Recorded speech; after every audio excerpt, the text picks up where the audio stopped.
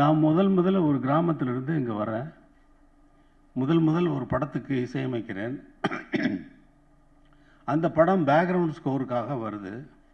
வரும்பொழுது ஃபஸ்ட் ரீலில் ஓடுது.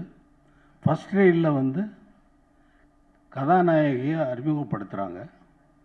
அறிமுகப்படுத்துகிறப்ப அவள் வந்து ஒரு டூரிங் தியேட்டரில் ஒரு படம் பார்க்குறா. அந்த படத்தில் ஆண்டாளினுடைய டான்ஸ் போயிட்டுருக்கு. ஆண்டாள் பாட்டை அந்த அந்த அது வேறொரு படத்தில் எடுத்த காட்சியை அங்கே டூரிங் தியேட்டரில் படமாக தானே ஓடும். அதை பார்க்குறா. அப்புறம் ஆண்டாளை பார்த்து இவள் வந்து மெய்மறந்து அவளோட கலக்கிற மாதிரியான ஒரு உணர்வை தூண்டுற மாதிரி போகுது. இது ஆண்டாளை பாட்டு ஏற்கனவே ரெக்கார்ட் பண்ண சாங்கு அந்த படத்தில் போயிட்டு இருந்தாலும் ஒரு போர்ஷன் வந்து பாட்டே இல்லாமல் சைலண்ட்டாக போகுது.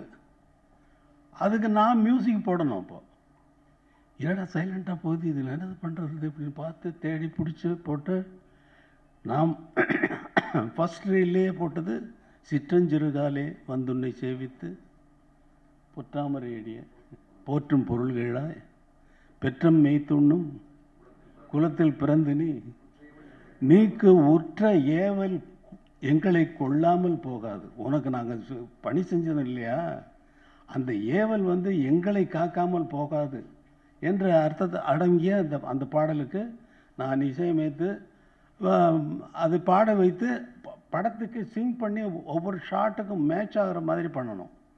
ஸோ ஃபஸ்ட்டு படத்திலேயே எனக்கு ஆண்டாள் வந்து அருள் புரிஞ்சிட்டா அப்படிங்கிறது.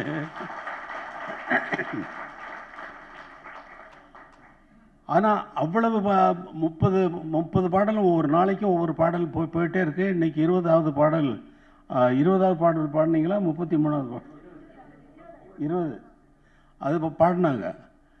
எனக்கு நான்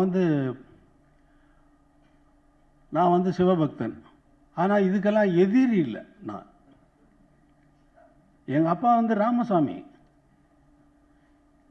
எங்கள் அம்மா வந்து சின்ன தாயம்மாள், அண்ணன் வந்து பாவலர் வரதராஜன், அக்கா வந்து கமலம், பத்மாவதி இன்னொரு அக்கா, பாஸ்கரன் அண்ணன்.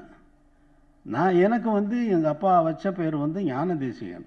ஆனால் ஸ்கூலில் இதை ஷார்ட்டாக இருக்கட்டும்னு சொல்லிட்டு ராஜையான்னு மாற்றினார். அது வந்து ராஜாவாயி அப்புறம் இளையராஜாவாயிடுச்சு. அது வேறு கதை. அப்போது வைஷ்ணவ இதில் வந்து அப்பா வந்து ரொம்ப தீவிரமாக இருந்திருக்காரு. அந்த ஒரு விட்ட குறையோ தொட்ட குறையோ இந்த மாதிரி வந்து இருக்குது. நான் சிவபக்தன்னா சைவத்தை மட்டுமே பாதிக்கலாம். திருவாசகத்தை நான் ரெக்கார்ட் பண்ண மாதிரி, சிம்பனி ஆர்கெஸ்ட்ரா வச்சு ரெக்கார்ட் பண்ண மாதிரி திவ்ய பிரபந்தத்தையும் நான் ஒலிப்பதிவு செய்து வைத்திருக்கிறேன். சரியான சந்தர்ப்பத்தில் அதை நான் வெளியிடவும் காத்திருக்கிறேன்.